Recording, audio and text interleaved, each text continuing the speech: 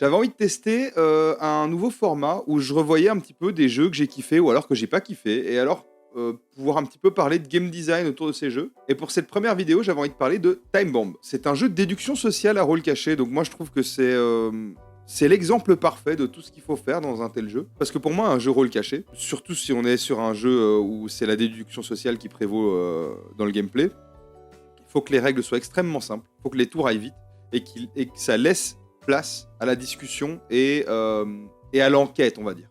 Hein. Parce que l'objectif est en général d'essayer de découvrir qui joue quel rôle. Time Bomb, la raison pour laquelle je surkiffe ce jeu et pour laquelle pour moi c'est un des meilleurs jeux, des meilleurs représentants de ce type de jeu, c'est par sa simplicité. Il est extrêmement élégant en ce qui concerne son set de règles. Donc, Time Bomb, c'est simple, hein, voilà, on a un nombre de rôles, l'équipe de Sherlock ou l'équipe de Moriarty. On va chacun avoir un rôle qui sera distribué de manière cachée en début de tour, en début de partie même. L'idée, c'est que l'équipe Moriarty souhaite faire exploser Big Ben, l'équipe Sherlock souhaite désamorcer la bombe. On a pour ça ici plein de fils, hein, des fils de bombes. Et alors, ces fils, on a différents types. On a les fils qu'il faut couper pour désamorcer la bombe. Donc ce sont les fils de couleur. On a les fils neutres qui vont rien changer. Et on a finalement le fil qu'il ne faut pas couper parce que si on coupe ce fil, Big Ben explose. On va constituer un deck avec le nombre de cartes nécessaires en fonction du nombre de joueurs. Et ensuite, on va mélanger les cartes. On aura 25 cartes pour 5 joueurs. Tout simplement parce qu'en fait, chaque joueur va se voir attribuer 5 cartes.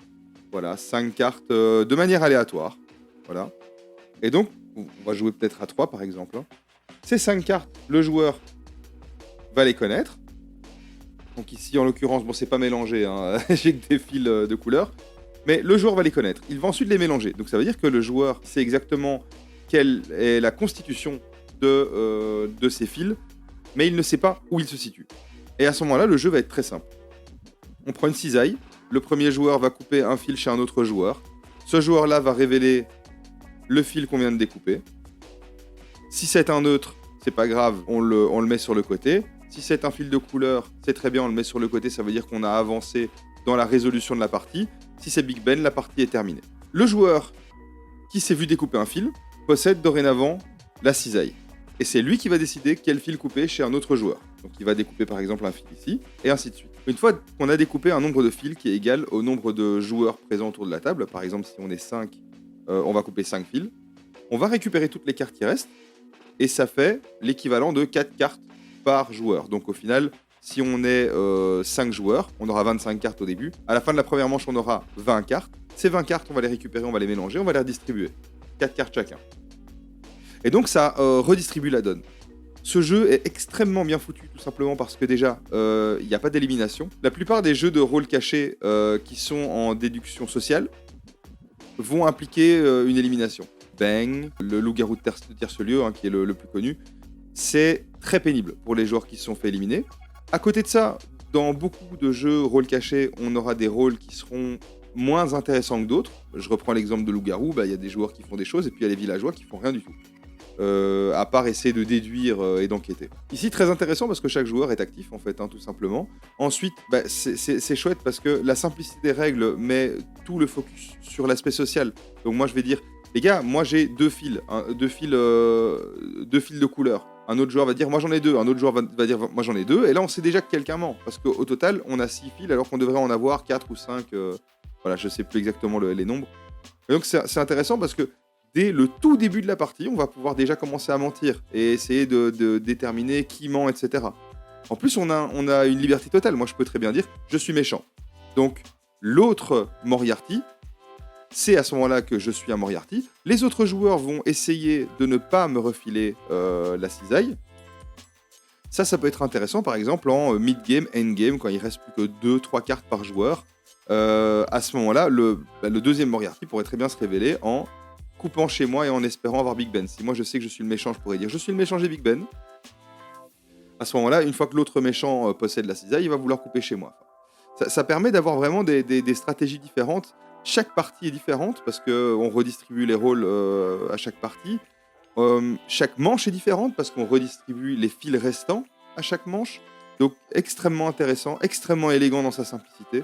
Pas d'élimination, tout le monde est actif, tout le monde peut déduire en simultané. Si on a un tour entre guillemets de villageois, hein, un tour dans lequel on a que des fils neutres, c'est pas grave, parce que la manche suivante, on aura peut-être des fils de couleur, c'est redistribué. Toujours le stress également, hein. Si un joueur bon a 3 fils de couleur et Big Ben, on va pas les couper chez lui, ça veut dire qu'il va falloir couper sur des fils neutres et temporiser. Enfin, très intéressant. En fait, les règles sont extrêmement simples et donc c'est pile ce qu'il faut pour un jeu rôle caché déduction sociale à mes yeux. On doit pouvoir s'amuser à berner les autres. On doit s'amuser à essayer de discerner qui est qui. Et ce jeu, en fait, Time Bomb, nous donne les armes pour faire ça. On peut mentir comme on veut, on peut attirer les autres dans des pièges.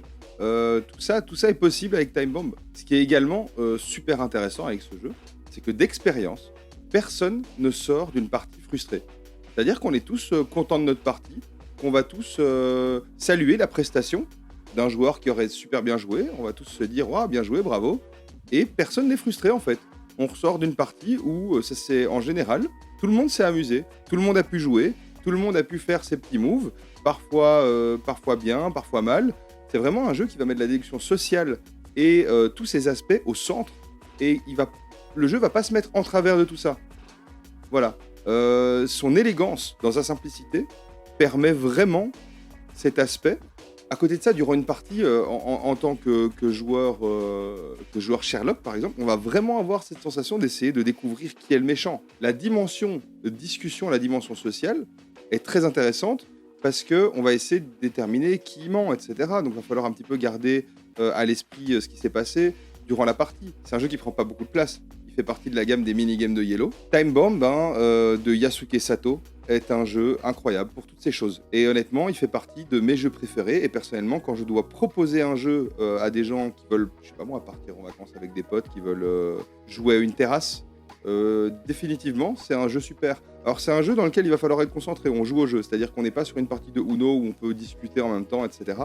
Non, sur Time Bomb, l'attention des joueurs doit être tournée vers le jeu. Et aujourd'hui, si je réfléchis à designer un jeu de ce type, j'arrive pas à me détacher en fait de ce jeu, ce sera jamais aussi bien à mes yeux, parce que il est incroyable. C'est la raison pour laquelle je déteste Time Bomb Evolution.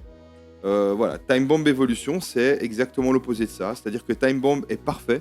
Time Bomb Evolution introduit des fils de couleurs différentes. Donc il introduit d'autres mécaniques, hein, c'est-à-dire qu'en fonction de la couleur des fils, ça aura tel ou tel effet.